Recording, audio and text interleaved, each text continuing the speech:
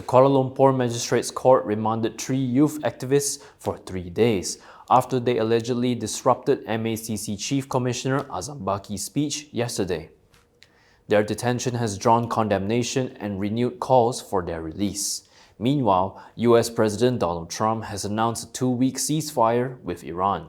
Stay tuned for this and more on KiniNews. The Tangkap Azam Baki Secretariat has condemned the detention of 3 youths who disrupted MACC Chief Commissioner Azam Baki's speech yesterday. The 3 had been remanded for 3 days. Speaking outside the Dang Wangi Police Headquarters today, Group spokesperson Alyaah Hani Anuar expressed disappointment with the decision. Kita wakil-wakil masyarakat sivil, gerakan mahasiswa kecewa dengan keputusan ini. Kita rasakan ini adalah satu pengkhianatan kepada kebebasan bersuara dan kita sangat kecewa perkara ini terjadi di bawah pimpinan kerajaan Madani. Lebih-lebih lagi, salah satu daripada yang ditangkap adalah mahasiswa. A magistrate this morning granted a 3-day remand order for Liga Rakyat Demokratik President Hamdin Nordin, Liga Mahasiswa activist Ahsanul Akmal Sulam, and Mandiri coordinator Fakrurrazzi Khairur Rijal. They were detained to assist investigations under sections 186, 447, and 504 of the Penal Code, as well as section 14 of the Minor Offences Act 1955. The provisions relate to the offences of obstructing public servants, trespass, provocation, and public nuisance, carrying penalties ranging from a small fine of 100 ringgit to up to 2 years imprisonment upon conviction. DAP Youth was among those that had called for the immediate release of the 3 protesters. They also called on the government to swiftly clarify the controversy over Azam's shareholdings. In a statement, DAP Youth said that the priority now is to expedite a transparent and open investigation into the issue of excessive shareholding involving Azam, and to provide convincing explanations to the public. It said the focus should be on this, rather than investigating activists and students as a way of deflecting the issue, reminding authorities that the era of autocratic governments in Malaysia has passed.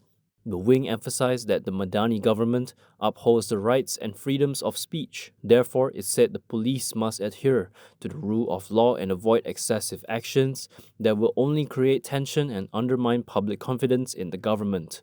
The wing emphasized that law enforcement under the Madani government must also show greater openness, inclusivity, and respect for citizens' freedom of speech. DAP Youth noted that in a democratic nation, the right to demand accountability from the government is a fundamental right of the people. It added that as long as such actions do not disrupt public order, authorities should not act rashly by restricting citizens' freedom of speech. From now on, you can also listen to KiniNews on Spotify and Apple Podcasts. Scan the QR code on the screen to follow us. US President Donald Trump has announced a 2-week suspension of military action against Iran. In a statement, he said that following conversations with Pakistani Prime Minister Shehbaz Sharif and Army Chief Asim Munir, he agreed to halt planned strikes for 2 weeks, subject to Iran agreeing to the complete, immediate, and safe opening of the Strait of Hormuz. He added that it will be a double-sided ceasefire.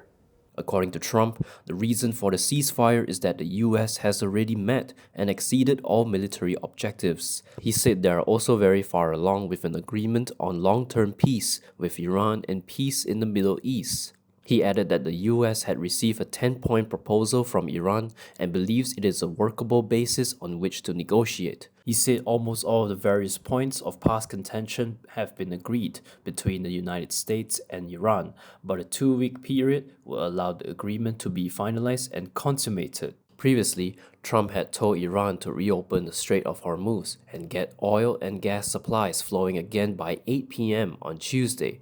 If not, he threatened that a whole civilization will die, never to be brought back again. Meanwhile, Iran's Minister of Foreign Affairs, Syed Abbas Araghchi, expressed gratitude and appreciation to Pakistan's Prime Minister and Army Chief for their tireless efforts to end the war in the region. He said if attacks against Iran are halted, their armed forces will cease their defensive operations. This is in consideration of the request by the US for negotiations on its 15-point proposal, as well as the announcement by Trump about acceptance of Iran's 10-point proposal as a basis for negotiations. He said safe passage through the Strait of Hormuz will be possible through coordination with Iran's armed forces and with due consideration of technical limitations. Meanwhile, Prime Minister Anwar Ibrahim has welcomed the latest development in the ongoing conflict between the United States and Iran. He said this was in respect to the 10-point plan proposed by Iran and positively received by the US. In a statement, he called the proposal a positive step for restoring peace and stability in the region and globally.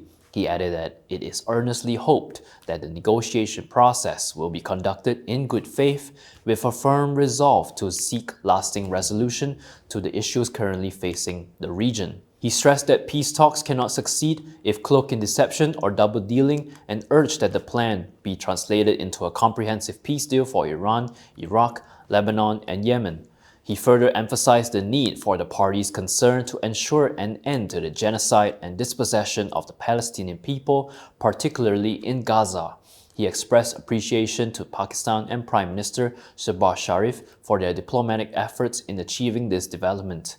He also called on the international community to ensure unhindered humanitarian access to civilians affected by the conflict, emphasizing that this must be a turning point towards lasting peace. If you like the stories we produce, consider supporting us by subscribing to Malaysia Kini. Click the link in the description below or scan the QR code on your screen to subscribe. Business person Albert Tay has called out the police over their update on the investigation into the MACC's raid on his home. He expressed disappointment that it did not include any mention of the return of his CCTV decoder. In a statement today, Tay claimed that the device contains footage from the November raid on his home and shows MACC officers pointing guns at him and his family. He added that the footage will be made public once the decoder is returned. Tay, who exposed the Sabah mining scandal, further condemned what he described as two-tier enforcement. He demanded an immediate explanation from the police and questioned how long he must wait for a decision from prosecutors. He said when a case involves an individual opposing the Madani government, action taken by the authorities and the prosecution instructions from the Attorney General are lightning fast. On the other hand, he said if a case alleges misconduct by the government, especially involving the MACC, the investigation carried out is delayed. On November 28, it was reported that MACC officers raided Tay's residence, where they arrested the businessperson and carried out a search on the premises. Later that day, Tay's wife, Lee Pei-ri, lodged a report at the Petaling Jaya Police District headquarters, citing concerns over her husband's safety, while urging for an investigation into the conduct of certain MACC officers during the raid. Previously, MACC Chief Commissioner Azam Baki denied that a firearm was pointed at Tay's head during his arrest, and the commission lodged a police report against the slander. In December, Selangor Police Chief Shazali Kahar told the press that they had yet to find any evidence that MACC had pointed a gun at Tay and his wife.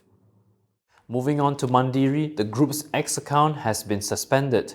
Its program coordinator, Wong Kui Hui, told Malaysia Kini that they became aware of the suspension last night, but added that he is unsure when precisely the suspension occurred. He said for now, the group had no further comment and are still working to get the account back. He added that they do not want to make any accusations and hope that there are no elements of sabotage. The suspension of their account came a day after 3 youth activists were arrested for allegedly disrupting MACC Chief Commissioner Azam Baki's speech. Malaysia Kini has reached out to MCMC for comments. Yesterday afternoon, 3 protesters were arrested after waving Tangkap Azam Baki placards, while the MACC Chief Commissioner delivered a public address at the World Trade Center, Kuala Lumpur. At least one protester audibly shouted the slogan, while the others waved the placards. The auxiliary police at the scene apprehended them and brought them to the Dang Wangi Police Headquarters at around 4:30 p.m. The trio were identified as Mandiri coordinators Hamdin Nordin, Fakrurrazzi Khairur Rijal, and Liga Mahasiswa Malaysia activist Ahsanul Akmal Sulam. The protests against Azam came amid renewed mobilization by the Tangkap Azam Baki Secretariat, of which the detained trio are affiliated members. And that is all from me today. For more stories, you can go to KiniTv.com. You can also follow us on Instagram, X, YouTube, and Facebook for the latest news updates. I'm John. Thanks for watching.